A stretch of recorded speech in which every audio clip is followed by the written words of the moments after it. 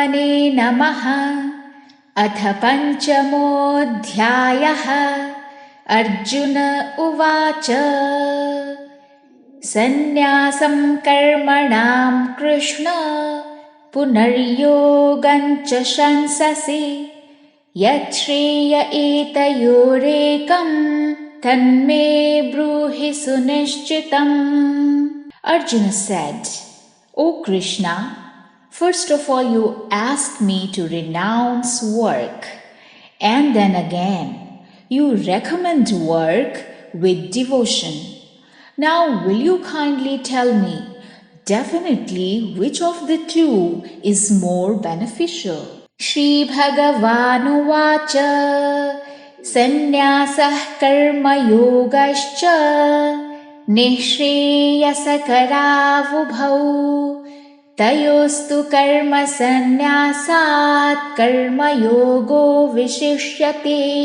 The blessed Lord said, the renunciation of work and work in devotion are both good for liberation. But of the two, work in devotional service is better than renunciation of works. Yeyah sa nitya sannyasi yo na dveshti na kankshati nirdvandvo hi mahabaho sukham bandhat pramuchyate. One who neither hates nor desires the fruits of his activities is known to be always renounced. Such a person, liberated from all dualities, easily overcomes material bondage and is completely liberated. O mighty armed Arjuna, Sankhya Yogau prithag balah pravadanti na panditah ekamapyasthitah samyag ubhayorvindate phalam. Only the ignorant speak of karma yoga and devotional service as being different from the analytical study of the material world. Those who are actually learned say that he who applies himself well to one of these paths achieves the results of both. Yat sankhyaih prapyate sthanam tad yogairapi gamyate ekam sankhyam cha yogam cha yah pashyati sa pashyati. One who knows that the position reached by means of renunciation can also be attained by works in devotional service, and who therefore sees that the path of works and the path of renunciation are one, sees things as they are. Sannyasastu mahabaho dukkhamaptumayogataha yogayukto munirbrahma nachirenadhigacchati. Unless one is engaged in the devotional service of the Lord, mere renunciation of activities cannot make one happy. The sages, purified by works of devotion, achieve the supreme without delay. Yoga yukto vishuddhatma vijitatma jitendriyaha sarvabhutatma bhutatma kurvannapi na lipyate. One who works in devotion, who is a pure soul, and who controls his mind and senses, is dear to everyone, and everyone is dear to him. Though always working, such a man is never entangled. Naiva kinchit karomiti yukto manyeta tattvavit pashyan shrinvan sprishan jigran नश्नन् गच्छन् स्वपन् श्वसन् प्रलपन् विसृजन् गृह्णन् उन्मिषन् निमिषन्नपि इन्द्रियाणीन्द्रियार्थेषु वर्तन्त इति धारयन्. A person in the divine consciousness, although engaged in seeing, hearing, touching, smelling, eating, moving about, sleeping and breathing, always knows within himself that he actually does nothing at all. Because while speaking, evacuating, receiving, opening or closing his eyes, he always knows that only the material senses are engaged with their objects and that he is aloof from them. Brahmanyadhaya karmani sangam tyaktva karoti yaha lipyate na sa papena padmapatramivambhasa. One who performs his duty without attachment, surrendering the results unto the Supreme God, is not affected by sinful action, as the lotus leaf is untouched by water. Kayena manasa buddhya kevalairindrayairapi yoginah karma kurvanti sangam tyaktva shuddhaye. The yogis, abandoning attachment, act with body, mind, intelligence, and even with the senses, only for the purpose of purification. Yuktah karma phalam tyaktva shantimapnoti naishtikim ayuktah kamakarena phale sakto nibadhyate. The steadily devoted soul attains unadulterated peace because he offers the result of all activities to me. Whereas a person who is not in union with the divine, who is greedy for the fruits of his labor, becomes entangled. Sarva karmani manasa sannyasyasti sukham vashi navadvare pure dehi naiva kurvan nakarayan.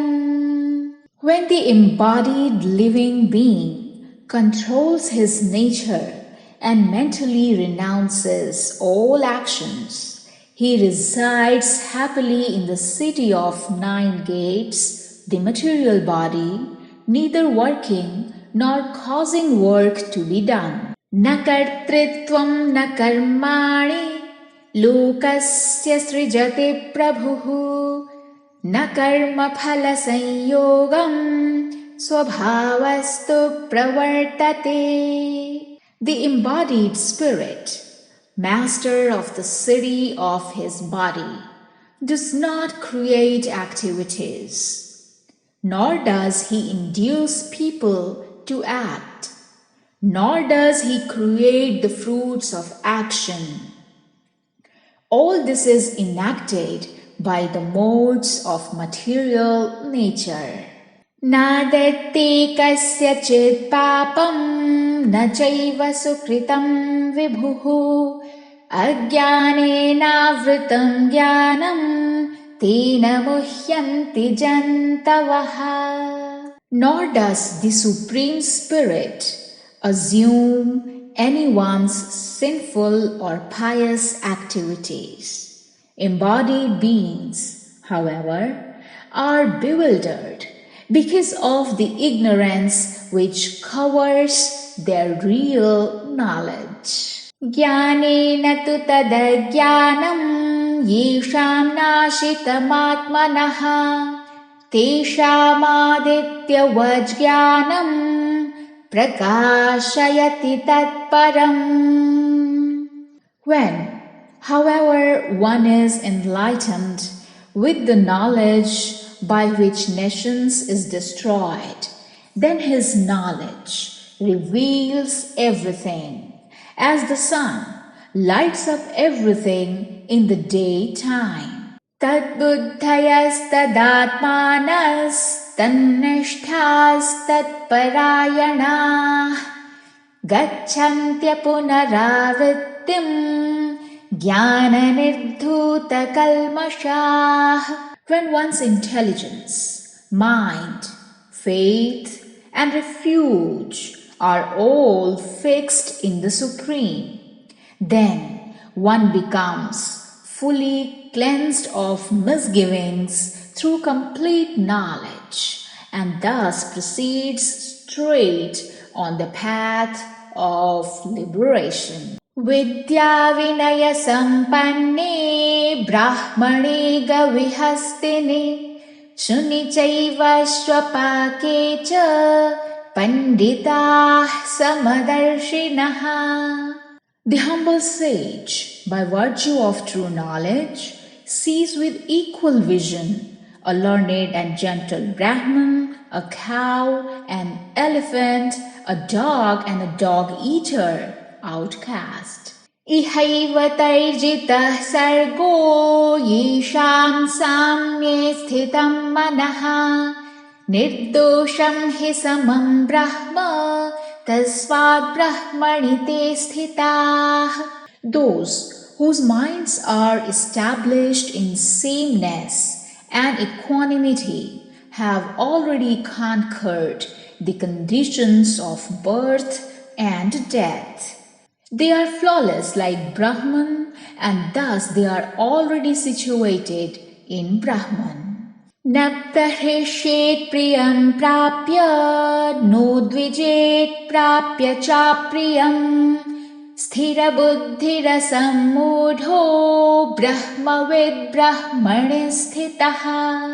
A person who neither rejoices upon achieving something pleasant nor laments upon obtaining something unpleasant, who is self-intelligent, unbewildered, and who knows the science of God, is to be understood as already situated in transcendence. Bahyasparsheshva saktatma vindatyatmani yat sukham sabrahma yoga yuktatma sukhamakshayamashnuте. Such a liberated person is not attracted to material sense pleasure or external objects, but is always in trance, enjoying the pleasure within.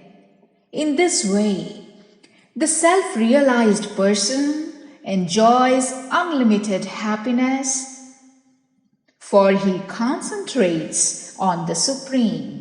Ye hi sansparsha bhoga dukkhayo naya evate adyantavantah kaunteya nate shuramate buddhaha.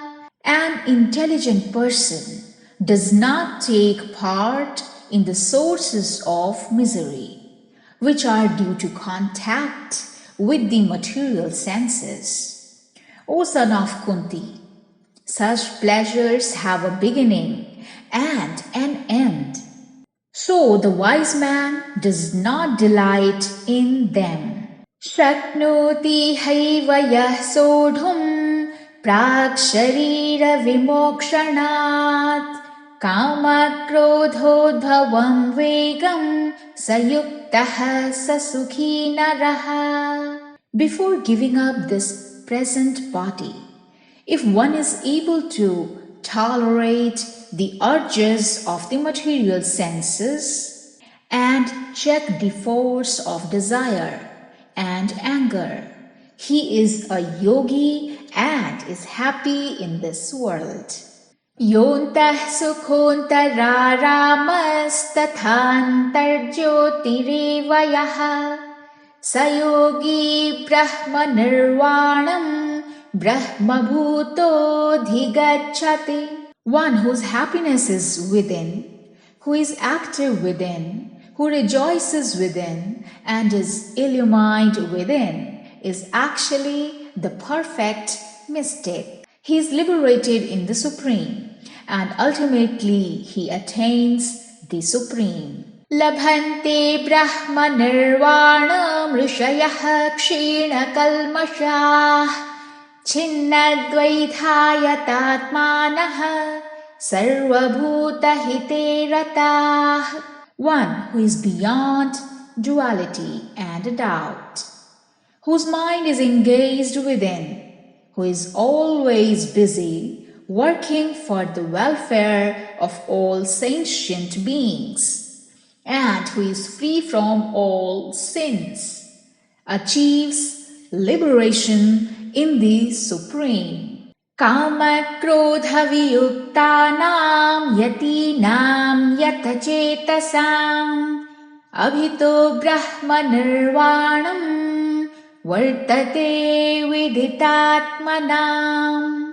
Those who are free from anger and all material desires, who are self-realized, self-disciplined, and constantly endeavoring for perfection, are assured of liberation in the Supreme in the very near future. Sparshan kritva bahirbahyans chakshuschaivantare bhruvoh pranapano samau kritva nasabhyantaracharino yatendriyamanubudhir munirmokshaparayanah vigatechabhayakrodho yah sada mukta eva saha. Shutting out all external sense objects, keeping the eyes and vision concentrated between the two eyebrows, suspending the inward and outward breaths within the nostrils, thus controlling the mind, senses, and intelligence, the transcendentalist becomes free from desire, fear, and anger. One who is always in this state is certainly liberated. Bhoktaram yagyatapasam sarvalokamaheeshwaram suhridam sarvabhutanam gyatva mam shantim ruchati. The sages, knowing me as the ultimate purpose of all sacrifices and austerities, the Supreme Lord of all planets and demigods and the benefactor and well-wisher of all living entities, attain peace from the pangs of material miseries. Thus end the Bhaktivedanta purports to the 5th chapter of the Srimad Bhagavad Gita in the matter of Karma Yoga or action in Krishna consciousness. Om Tat Saditi Srimad Bhagavad Gita Supanishatsu Brahma Vidyayam Yoga Shastre Shri Krishna Arjuna Samvade Karma Sannyasa Yogo Nama Panchamodhyayaha. Harihi Om Tat Sat.